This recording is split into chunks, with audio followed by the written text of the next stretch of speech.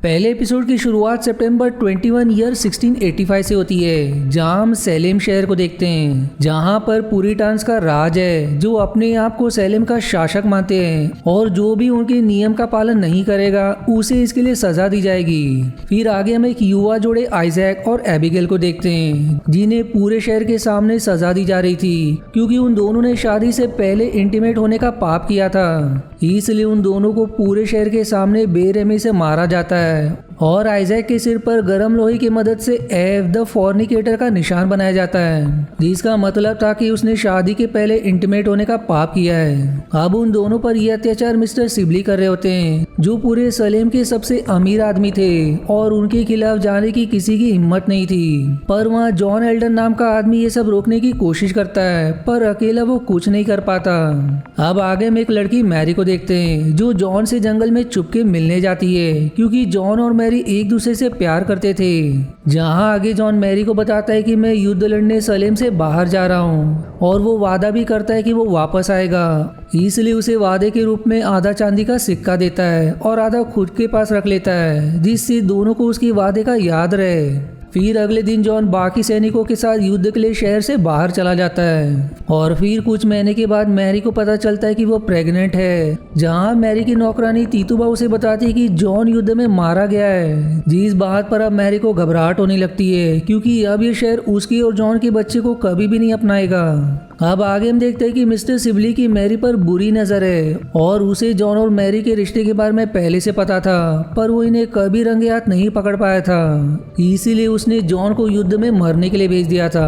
अब तीतुबा मैरी को इस मुसीबत से निकलने के लिए रात के अंधेरे में जंगल के बीच में ले जाती है। जहाँ जाते वक्त मैरी को बहुत डर लग रहा होता है, पर उसके पास इसके अलावा कोई और रास्ता नहीं था, जिसकी बात तीतुबा मैरी को वहाँ लेटाकर अपना काला जादू शुरू करती है, जिससे मैरी को शैतानों के हेलुसिनेशंस आने लगते हैं। फिर तीतुबा मैरी के बच्चे को शैतान को उपहार के रूप में चढ़ा देती है। जहां अब इस बात को हुए 7 साल बीत जाते हैं और हम एक आदमी को सलेम की तरफ आता हुआ देखते हैं, जो और कोई नहीं बल्कि जॉन ही था। इससे हमें समझ आता है कि जॉन युद्ध में कभी मरा ही नहीं था। अब यहाँ जॉन अपने घर की तरफ जाता है, जहाँ रास्ते में उसके दोस्त कॉटन और आइजैक उसे देखकर हैरान हो जाते हैं। घर में अब उसे अपने पिता के दोस्त अंकल गिलिस मिलते हैं, जो पहले उसे पहचान नहीं पाते और उस पर बंदूक तान देते हैं, पर जब वो उसे पहचान लेते तब उसे जिंदा देखकर बहुत खुश होते हैं। वो अब उसे सलेम की हालत बताते हैं, जो अब पहले से बहुत खराब हो चुकी है और यहाँ विच हंटिंग हो रहा है, जिसके शिकार आम लोग बन रहे हैं और इस हंटिंग को कॉटन लीड कर रहा है क्योंकि उसके पिता भी एक विच हंटर थे।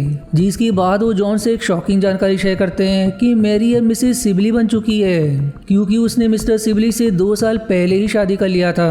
उधर आइजैक मैरी को खबर देता है कि जॉन जिंदा है और सलेम आ गया है, जो जानकर मैरी काफी हैरान रह जाती है क्योंकि उसने बहुत साल जॉन का इंतजार किया पर वो नहीं आया। वहीं अब जॉन मैरी की शादी की बात जानकर एक बार में जाकर शराब पीने लगता है, जहां उसे कॉटन मिलता है, जिसे 3 हट्टे कट्टे आदमी चाहिए थे क्योंकि उसे एक लड़की पर काबू करना था, जिस पर जॉन उसके साथ शामिल हो जाता है। अब इसके बाद कॉटन उसे एक कमरे में ले जाता है, जहां मौसी को बांध कर रखा गया था क्योंकि कॉटन को लगता था कि मौसी पे किसी विच का साया है, पर जॉन को ये सब अंधविश्वास लगता है, इसलिए वो उस कमरे से बाहर चला जाता है। पर सबके जाने के बाद एक चुड़ैल मर्सी की तरह बढ़ती है, जिसके कारण मर्सी चीखती चिल्लाती है और अब हमें पता चलता है कि ये सब अंधविश्वास नहीं है। अब अगले दिन मैरी चर्च जाती है, जहां वो जॉन को 7 साल बाद देखती है और वो जॉन को अगले दिन अपने घर खाने पे बुलाती है क्योंकि मैरी को लगता था कि जॉन ने उसे धोखा दिया है, इसलिए वो दिखाना चाहती थी कि जॉन के जाने के बाद भी वो पहले से बहुत ज्यादा खुश है। अब उसी रात जॉन की मुलाकात आइजैक से होती है, जो उसे समझाने की कोशिश करता है कि विचेस हकीकत में होती है। वहीं दूसरी तरफ कॉटन मर्सी के शरीर में एक होल ढूंढने की कोशिश करता है, जिससे विचेस अपने पालतू जानवर को दूध पिलाती थी,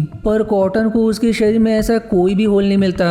अब आगे हम मैरी को देखते हैं, जो मिस्टर सिबली के मुंह से एक मेंढक निकालकर उसे अपने शरीर के होल से दूध पिलाती है, जिससे ये पता चलता है कि मैरी 7 साल पहले ही एक विच बन गई थी और अपने बच्चे को शैतान को त्याग करने के बदले उसने मिस्टर सिबली को अपाहिज करके उनसे शादी कर लिया, जिससे वो मिस्टर सिबली को पूरी जिंदगी तड़पा सके।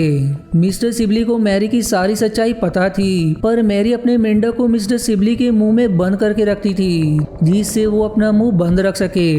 अब अगले दिन जॉन मैरी के घर पर खाना खाने को जाता है, जहां जॉन के साथ मिस्टर हेल जो सैलेम के बहुत बड़े पुलिस ऑफिसर थे, उनके साथ उनका परिवार भी खाने पे आया होता है। जहां मिस्टर हेल की बेटी एन जॉन को पसंद करने लगती है, जो मैरी को अच्छा नहीं लगता। अब आगे जॉन मैरी से बात करने के लिए उसे अकेले में बाहर ले जाता है, जहां मैरी को पता चलता है कि जॉन इतने सालों से दुश्मनों के कब्जे में था, इसलिए अब जॉन मैरी को उसके साथ यहाँ से भागने का सलाह देता है, पर मैरी मना कर देती है क्योंकि उसकी जिंदगी अब बहुत अलग थी। आगे अंकल गिल्स मैरी से मिलने आते हैं, जो मैरी को बताते हैं कि उन्हें मैरी का राज पता है जो उसने जंगलों के बीच 7 साल पहले छिपाया था। वो मैरी को धमकी देते कि वो जॉन को सारी सच्चाई बता देंगे अगर मैरी ने ये खुद जॉन को नहीं बताया।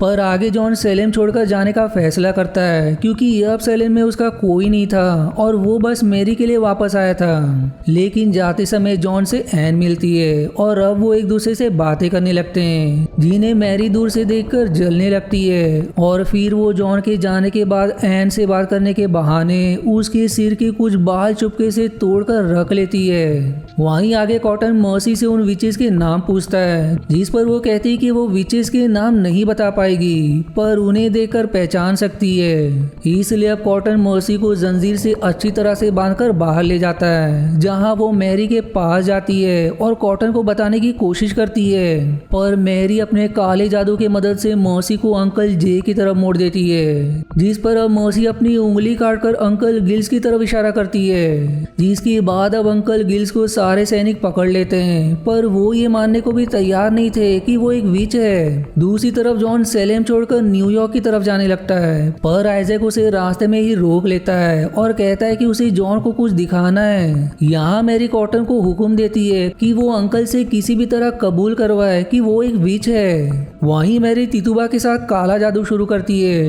क्योंकि आज की रात सारे विचेस सहबाट यानी कि एक तरह का विचेस का रिचुअल करने वाले हैं, जहाँ सारी विचेस जंगल में एक जगह मौजूद होकर ये करने वाली है। पर मैरी अपने घर से ही उनसे अपने सोल से जुड़कर ये करेगी, जहाँ तितुबा उसकी मदद करती है। वहीं दूसरी तरफ आइजैक जॉन को जंगल में ले जाता है, जहाँ उसने आखिरी बार विचेस को देखा था, क्योंकि वो जॉन को साबित कराना चाहता था कि विचेस असली में होती है और सैलेम को जॉन की जरूरत है। फिर आगे उन्हें वहाँ बहुत सारे नवजात बच्चों की लाशें मिलती है, जहाँ अचानक से ही एक अजीब सा दिखने वाला आदमी आग लगा देता है, जो वही जगह थी जहाँ सहबाट होने वाला था।